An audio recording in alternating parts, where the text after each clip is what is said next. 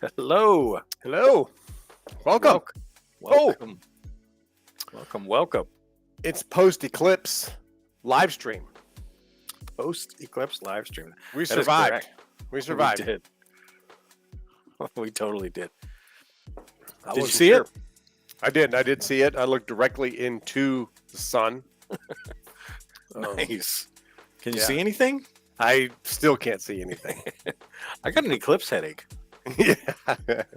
Everybody's out there looking at it. I mean, it was cool, but after a while, I'm just gonna say it. After a while, I was like, all right, I'm cool. Good. It was pretty cool. So if you're in North America, Yeah. you had an opportunity to see a pretty amazing celestial event yesterday, where three bodies in the solar system lined up in a pretty cool way.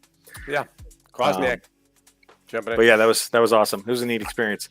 It was a neat experience. I'm going to tell you this right now. The one word that I'm super happy that's kind of over with, right? It's probably not going to be used for a really long time. Totality, Oh, I'd love it. right? Totality. I mean, that word, once this thing was happening, it seemed like everybody, that was the buzzword. Oh my yeah, God. You That was unprecedented to the pandemic. Yeah. Yeah, Yeah. exactly. Yeah, exactly. That was the Right. same kind of a vibe. You're like, totality. Yeah. It was like, so I'm using it for everything. How's that toast? Oh, totality, good. Like, I'm doesn't gonna make eat sense. Yeah. Right? I'm gonna eat this cookie in its totality. In its totality. Yeah. So I guess it's over with for now. So, but I digest. No. Yeah. I'm a rambler, as we know. What are we doing today? Well, welcome. First of all, we're streaming on 5 different platforms right now, which is really cool. I've already seen some messages there from YouTube and Facebook, but this is the Animation Mentor live stream with the admissions team here, Mars and Tim. And we are streaming to YouTube, Facebook, LinkedIn, Yes. X, and Instagram all at the same time. We're all over. And we're here today to answer questions about Animation Mentor, what we are, what we do, and we have a very special guest. You might have heard of him. He has been a wonderful resource here at Animation Mentor and has helped us in so many different ways. You might have heard his name here in the chats in our live streams.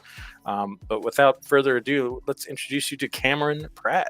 I thought you were going to announce him as the brother of Bo Pratt. That also works. The other Pratt is also a good The one. other Pratt. Yeah. But Cameron, how about just a little brief introduction on who you are and what you do and some of those Yes. things. Hello, everyone. Hi, John. And hello, everyone else. So, yes, my name is Cameron Pratt. I am a staff member at Animation Mentor. I'm also a mentor, an alumni, which is a former student. I graduated 10 years ago now, Wow. and I've stuck around the school ever since. And before that, I used to be a baker. So a big career shift for any of you here that are considering animation as a career, and that's not where you are right now. I know that feeling. I know what it's like to make a major career shift in something, but I haven't regretted it. And that's why I'm still here. Nice. Very cool. Well, thanks for the introduction. You went from baking bread to baking animation. I was going to say, have you lost your touch from the baking side of things? I have not. I still bake. And were you guys there when Bo and I went down to visit the AM offices? We brought down 300 cookies with us in our suitcase. I've only heard of this Wow, yeah, event. see- I wasn't there, but I've heard of this amazing I'm surprised you event. didn't get stopped at TSA because people TSA bring wasn't in. the problem. It was people- the BART Oh, in San Bart. Francisco. Yeah. Do not bring cookies in a tray on the BART because you'll get a lot of weird people come up to you and be like, "Are those special cookies?" Yeah, of Are you course. That's the selling Bay them? Area. Yeah. Oh man, that's funny. You probably would have sold every single one of them, by the way. Had Oh you yeah, you guys would have sold them in their totality. said- yeah, totality.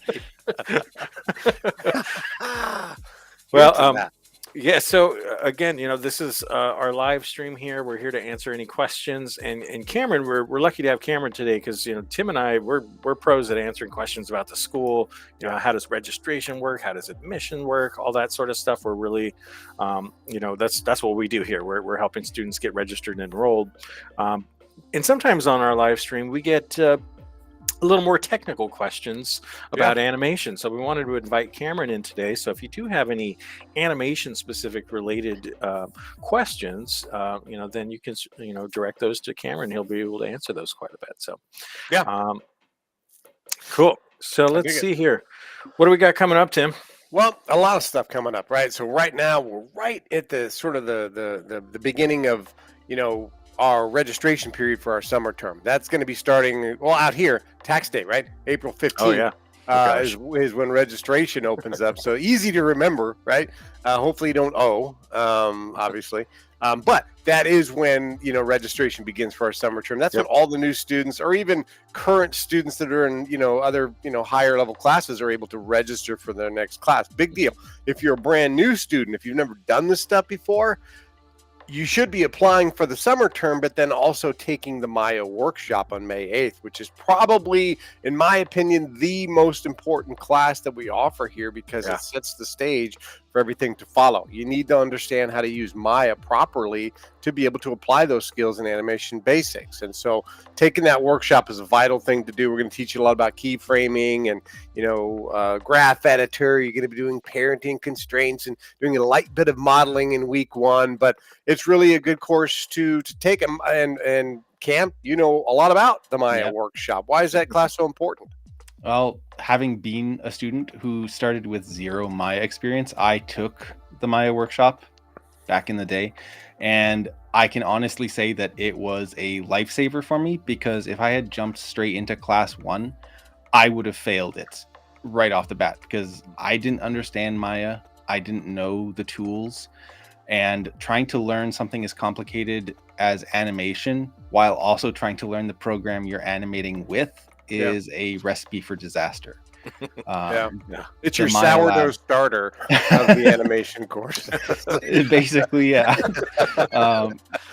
the Maya lab or the Maya workshop saved my life, and it's one of the reasons why I spent so many years actually teaching it when I finally became a mentor, is because I love that class so much. It is the best place to start if you need any experience with Maya. Very good. Hear that? Wow. It'll teach you Maya, but it'll save your life. Yeah. I mean, good, right? Kwasniak, man, Cam was his first mentor. And also, here's some quick shout outs. Oliver, what's up? Hello to you. Alec, hello to you. Jaya, I know who you are. Hello to you as well. Jay is here joining us too. Pete Roby, cross over there, Texas.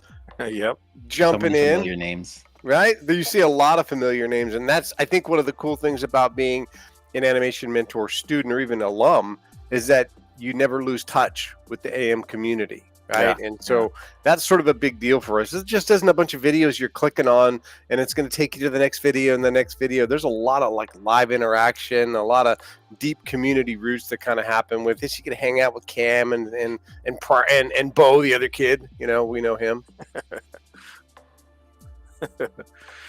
Well, cool. Let's see what else. What else do we have going on? Well, all of our, not only on April 15th are we going to be doing our pre-registration event. Well, actually, that's really that's actually Reg Day, but not just for animation courses themselves, but all of our workshops, right? Oh, yeah. So all of our workshops are kicking off that day, from Previs to the Maya workshops.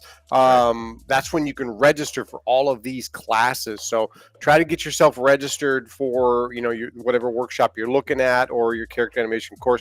Now, if you've done this stuff before, let's say that you've already got a bunch of experience under your belt and you're like, well, I don't need the Maya workshop. I probably don't even need animation basics in your mind.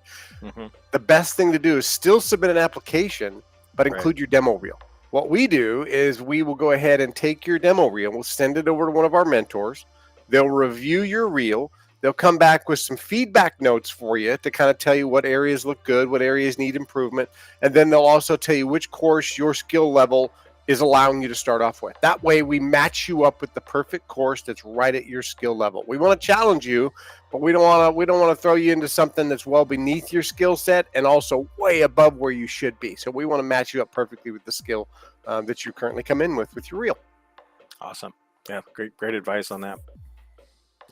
Vishal checking in. What's up, Vishal? Jarvis checking in. Man, we got a lot of folks checking in. Right? We got 76 people tuned in right now. So we know what you always ask that question. Where's everybody from? Oh, yeah? Right? We didn't get that yet. Yeah, we didn't get there. Mars, where are you hanging out? I'm up here in Northeast Ohio. I was right in the center line of totality for the eclipse yesterday. Yeah, that's a good point. Yeah, that's good. I live in Arkansas of all places. I had some totality here, but it was probably about 90%. I felt like I can still I can still find my way around, right? So we're both California guys that have kind of transplanted into other areas. So Ohio, Arkansas. Can you have some totality? Is that like partial totality? Is that like partial zero? Yeah, semi-totality. Cool. Cameron, I'm from Manitoba, Canada. So right in the middle of Canada, we had full totality and also full coverage of clouds. So it was a beautiful cloudy gray day yesterday. Yeah.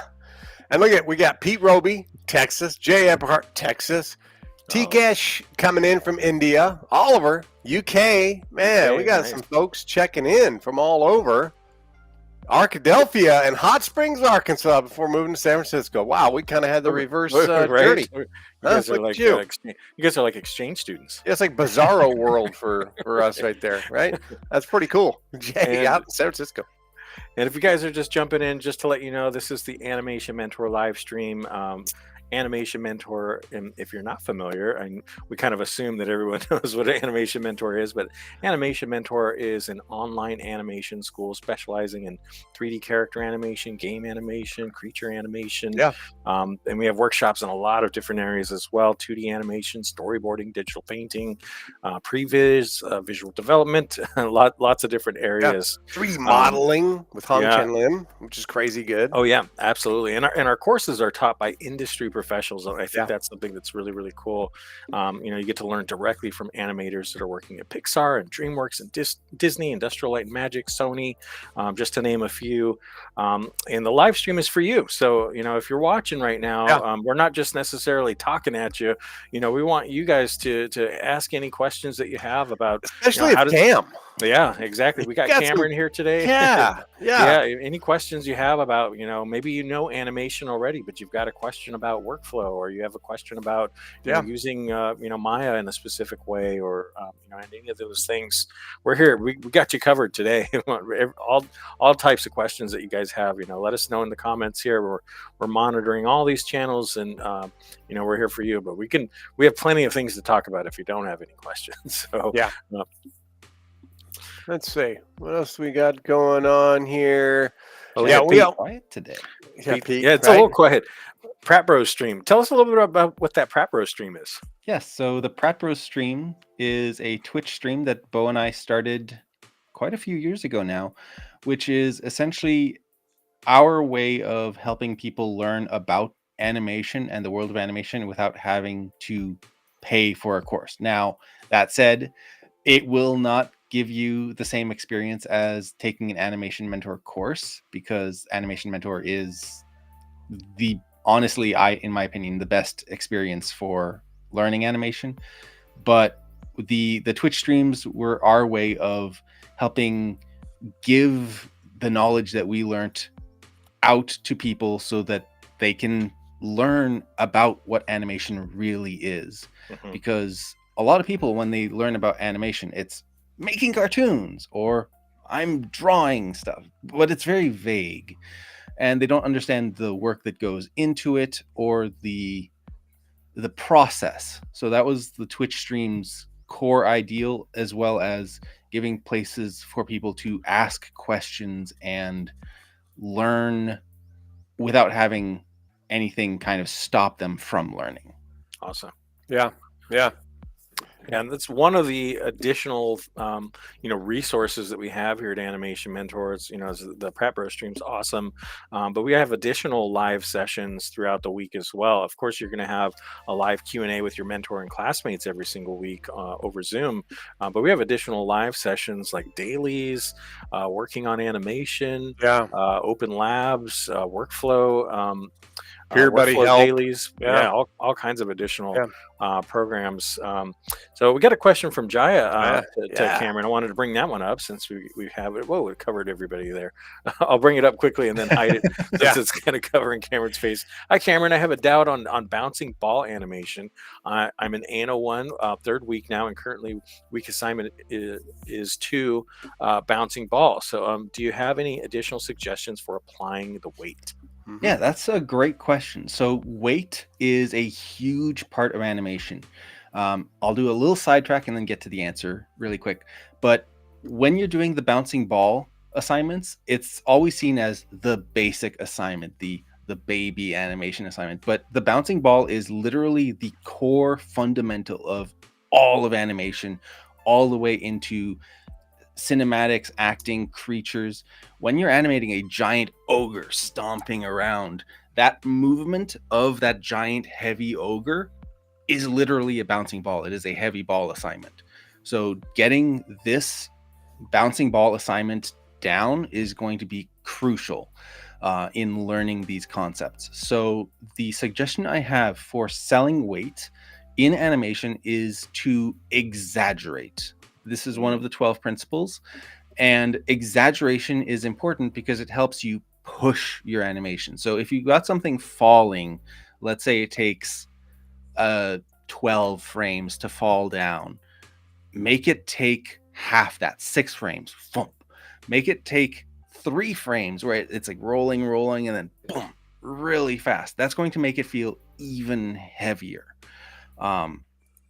You don't want it to read so much that it's a pop, but getting that really emphasized speed and energy into the ground, that hard, fast into the ground, and then like 1 or 2 small bounces, because even something heavy will bounce. But if you have it bounce too much, then it starts to lose that weight. So that would be my advice on selling weight. That's a good one. Yeah. Oliver's got a pretty cool one up there as well. That's a really good one specific to the graph editor. Everybody's favorite, right? It's a love-hate relationship with the graph editor. Yeah. So I'll read this one out to you. Cameron's there. I'll show you Cameron in a moment. Mine's a miscellaneous work question. Do you guys have any advice on how to properly grasp the graph editor? What a great question. It's something that always runs circles around me at work. A lot of time I feel like I'm just hopelessly tweaking curves until it somehow looks good. There's Cameron again. That's a great question. So the graph editor is something I struggled with for a long time. I'll be honest, it took me until class 2. So Maya Lab, class 1, class 2, before I had a solid understanding of it. It takes time, so don't feel like you have to get it right away. But a couple of tips I have on getting an understanding of the graph editor is, 1, simplify your concept of it. So in the graph editor, for those of you who aren't familiar with it, it is essentially showing your animation in a graph, in curves. Cool. So when you look at the graph editor, you'll have all these lines moving up and down and flat. A good way to look at it is, if a line is flat, that means there's no movement. It is like a heartbeat monitor. It's flatlined. There's nothing happening.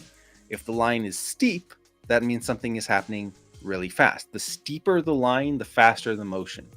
So when you look at your curves and you think of it that way, where flat means slow and steep means fast, it helps to see that movement and the momentum in the curves. And then the other thing that I encourage is, don't worry about cleaning your graph editor too much. It's very easy to over polish it until your animation is just kind of wet and noodly, like limp spaghetti. It just removes the life out of motion. So instead, use your viewport, use your camera to look at your animation. Use that as your guide. If you see a hitch in your animation, go in that section and try to clean it up and remove that hitch. But don't try to just polish the curves in your graph editor until they're smooth and glossy, because you'll likely remove a lot of the life in your animation. Good rule of thumb: no one cares how good your graph editor looks. No director and no person in the theater will be, oh my god, there's a hitch in his graph editor at the IMAX. No one's going to do that. But they're going to look at your final product from the camera. So however your animation looks from your camera is the most important. Awesome. Very cool. Yeah, great advice. Yeah. That's really interesting to hear too, just about how, you can over polish in the graph editor. You don't want your work looking like noodles for sure. Yeah. Love Japan had, right, which is a pretty easy one. I always wanted to work for Pixar. I always use Maya Indie, but love using Blender. Yeah, if you really want to work at Pixar, you're gonna have to, jump into the dark side and learn more about Maya. They're using Presto there, which is kind of based off of the framework of Maya. So picking up that skill would be great. Blender's cool, but most people use it because it's free. Which Maya is free here if you are a student, so you're able to use Maya for free here as well. Which is great because you get to learn with the expensive program, and then on your own you can learn with the free one. Yes. Exactly. Alec had one up there as a producer. How do you manage remote work across different time zones for revisions? Do you prefer working in the office or remotely? Wow, that's our life. That is. We all work remote at AM. Yeah, everybody works remote. So whether and I think it really prepares you a lot better for the industry, with the structure that we have here at our school, because we have students from around the world attending our courses, and so they're working from all different time zones while they're here, and there's different dailies at all different time zones to usually meet anybody's schedule. So for us, we prepare our students for that. And so I think, since the majority of us, actually all of us, work remote, I mean, you have to kind of get with that. And so I would say trying to work remote, but you don't want to be limited to it. So I tell students all the time when they're looking for gigs that, if they don't want to leave where they currently live, and there's not as many jobs out there, sometimes they have to be prepared to pack up, right? Yeah. And go where the jobs are, right? Go where that's at. And if it's a contract gig, you do your contract, get a film or a show under your belt, and then move on to the next one and kind of do it like that. Otherwise, working remote, but you can do that, but you might limit yourself if the remote gigs are not in your specific area. Because I know that there's a lot of remote ones where they want you to be, a resident of that area, even though it's remote. They still want you to be a resident of Canada to work a remote gig at a Canadian studio. Yeah. Always be aware of reading the fine print for those remote jobs. Yeah. Cool. I wanted to address this question from Sarav. I don't know the exact answer to this, but it kind of reminds me to bring up something else that I wanted to chat about. One thing, Sarav says, one thing I've observed in India is that in 2 or 3 years, animation jobs have decreased a lot, slowly decreasing. Why is this happening? I don't know exactly what's happening in India, for example, but there has been some disruptions in the animation industry recently, and I think there may have some things to do with structural reorganization, the way that animation studios are creating their projects, and it may have something to do with AI as well. And one thing that we've been doing in regards to AI is sort of leading the conversations on this through a series of webinars. And we're going to be having our second webinar talking about AI and how it's affecting the industry, and want to invite you guys, if you're watching now. We've got 142 people watching right now, which is great. We're having another free webinar coming up.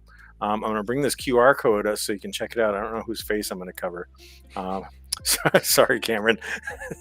There you are. But this is a free live webinar that we have coming up. This is going to be on April 24th, so we still got some time to sign up for that. And we're going to be featuring Michael Tanzillo. He's head of 3D technical artists at Adobe Substance 3D. to talk more about this. How is this going to be affecting the industry? With animation, VFX, and games. So we're going to have a series of these talks, and I think it's going to be really great. To have these conversations and find out from professionals who are working in the industry. How is this disrupting the industry? How is it going to affect Yeah. artists and some of those shifts that you might be seeing in certain places in the U.S. and different countries and things like that. There's going to be some shuffling. I've been telling students and people that I've been working with, this has happened before, right?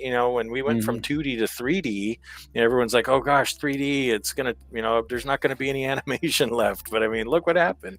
It was a new tool. It was a new format. It's a new way of working, and it's been an amazing transition from 2D into 3D. And 2D still exists. And AI is not going anywhere, so you have to figure out how to it's definitely not going anywhere. It's and so I think adaptability is going to be the name of the game. But I think it'll be great to be a part of this webinar, talk more about it. So be a part of that conversation. Come join us for that webinar. Hey, Vin, if I may just add one thing on that AI. Sure. I was around when the mocap wave came in. Like, I was a student right at the peak of that. I remember when every movie was, we're just doing mocap only. Everyone was terrified for their jobs. But it still required so much animation cleanup.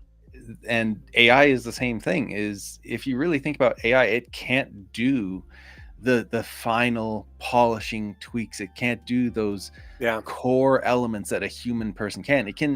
It can do some nice stuff. It can do some impressive stuff, but there's always going to be a need for animators to come in, just like with mocap.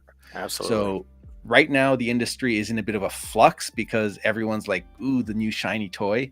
Just like when mocap came out, every studio was like, we don't need animators, ha ha ha. But they're very quickly going to learn that they still do, and there's going to be another boom in just a couple of years, I imagine. And when Ted T did his talk with us, that 3-day masterclass, he talked about what his thoughts were around it, which was, he was like, hey, I think it's great because what it's going to do is it's going to take some of those mundane, monotonous tasks that nobody likes to do and help speed that process up, allowing more content to be created over time. So his view on it was, I think this is going to create more jobs for people because those jobs in rotoscoping and things like that were things that they could speed up easily. And so I think that's a big thing. Vin checking in. Vin Barada, what's up, Vin? Good to see you, man. He graduated from AM a while back. I was at his grad ceremony, as a matter of fact. Nice. Speaking of those webinars, are they backed up anywhere in case they are missed? Missed the original one with Alessandro. So that one was backed up, so you can actually go back to that link and watch it. The Ted T one you can't, because that one had some things in there that we weren't able to really kind of discuss any further because it's all studio secret kind of stuff. Hush, hush. But this will probably be one that will be available as well that you can go on to and rewatch that as well, Vin. Hope you're doing well, man. Just to let you know exactly where that lives too, go to animationmentor.com, go to our blog, just click right on the blog there, and you can watch any of those past recorded. And this one coming up will also be recorded and available on our blog page. Yeah, it's also on the YouTube channel as well. And on the YouTube channel as well, exactly. And Pete Roby is exactly right. 2D or 3D, it's all about knowing and learning the principles of animation. Pete Roby, we couldn't have said it better. Thank you, Pete. Yeah, we love you, man. I actually learned 3D animation first. And with the knowledge of 3D animation, I taught myself 2D animation because it's the same thing. It's just a different tool set. Yeah. Cool. Awesome. Let's see. So we've got another question here. So I noticed the longer ones are the ones that block your face there. So yeah. Do you think making indie animated shorts will take months to complete, or will lead to a career, or it's too much work and little reward? I can say that it is both. Oddly enough, one, it is a lot of work. If you're doing an indie animated short, it is going to be a lot of work. Be prepared for that. Be honest with yourself that it is going to take a lot of time, but it is a great way to lead to a career. It is a great way to create demo reel work, and a great way to tell a story if there's something you really want to tell. Now, if you're doing an indie short film simply for the purpose of having demo reel content, what I would recommend is maybe steer away from that and instead do shorter, bite-sized chunks of animation that specifically cater to a specific topic. Like, for example, doing a short 150 frame shot that is entirely about pantomime and acting.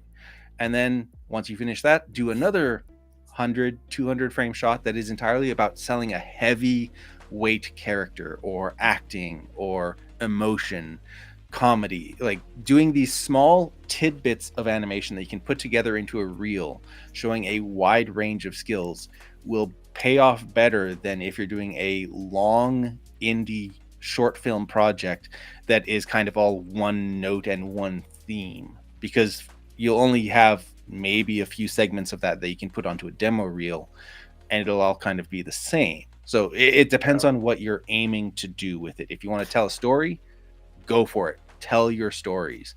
But if it's entirely for demo reel purposes, maybe reconsider. I think that's great advice too, because we get a lot of people that will reach out and go, "Hey, I want to make this." Like, well, it's going to take a lot of people.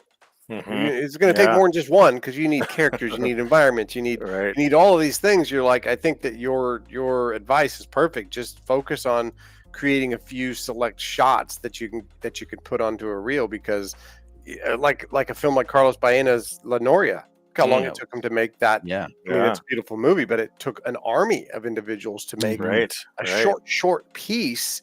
It looked amazing. It looked amazing, but it took an army of like super experts to actually put that thing together. And so if you're somebody using, like you said, like a little piece to make an indie movie for work, it might actually hurt you more than it will help you. It'll just take more time than it's worth to put that reel together at the end. Yeah. Good call, man. Well, I like this comment from LinkedIn here, from Tukesh. Shout out for animators. Yes. A great way to end our live stream here too. We really want to thank you guys. We had a great number of viewers in here. Currently at 147 people checking us out from different platforms. Cameron, thank you so much for spending a little time with us in front of the scenes instead of behind the scenes. My pleasure. And can I just Sure. There was John Kwasny that asked a question about returning to AM and what financial options there are. We missed If we have too much, if we're overtime already, maybe John can reach out to you guys. Oh, we can throw it out real quick. That's a quick hitter answer. Yeah, let's go for that. Go ahead, Tim. Yeah, we do, John. We do have alumni pricing for things. So we have, if you came back and took the Creatures courses, let's just say, if you want a Creatures, they get the alumni discount. You'll get that thing 20% off. So you're getting the Locomotion or the Fight or Flight Creatures for $19.99 instead of the $24.99. The 6-week workshops, we don't offer any discounts on those. You can do repeat a course. So if you decided you wanted to maybe repeat class 5, right?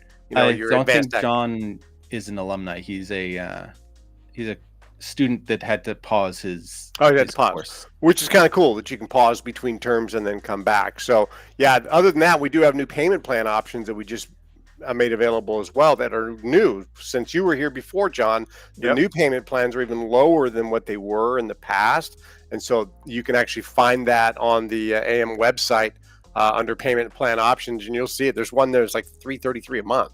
That we've got on there. So they have made some changes to some of those payment plan options, but that's a good one. Yeah, $625, $500, $333 a month. And Jaya, just one quick answer to that. If you go to the resources, demos, and tips on the AM campus, there's a whole section at the very bottom called In Drawing on drawing skills and drawing tutorials that were all recorded by me over a span of a few years. So there are a whole bunch of drawing tutorials in there that go over drawing for animation. So hopefully that can be a good resource for you. Dude, and all these great questions are coming in now. Right. Where were you guys? 15, 20 minutes ago, because all these great questions are coming. We have time limits on our live sessions, guys. But that's okay. We answer questions. So Tim and I are, I tell students, we're professional responders, and feel free to send us if we did miss your question we definitely want to make sure we get to that. There's a lot of different ways to get a hold of us. First of all, you can follow us. Make sure you're following us on all the different platforms at Animation Mentor. Do that, Cameron. Yeah, everybody. There you go. Yeah. You can call us or text us. Our phone number is 877-426-3628. You can give us a call there. We answer phone calls, believe it or not. And email. You can also email your questions directly to admissions@animationmentor.com. You can also send us DMs on Facebook, Instagram, LinkedIn. We checked all of those places. So All if you're the sending, things. so if you're sending us messages, WhatsApp as well.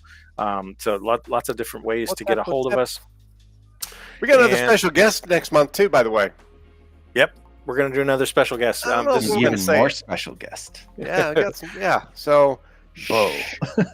Yeah, I know. Wouldn't that be hilarious? Yeah, Bo. The camera's at a different angle.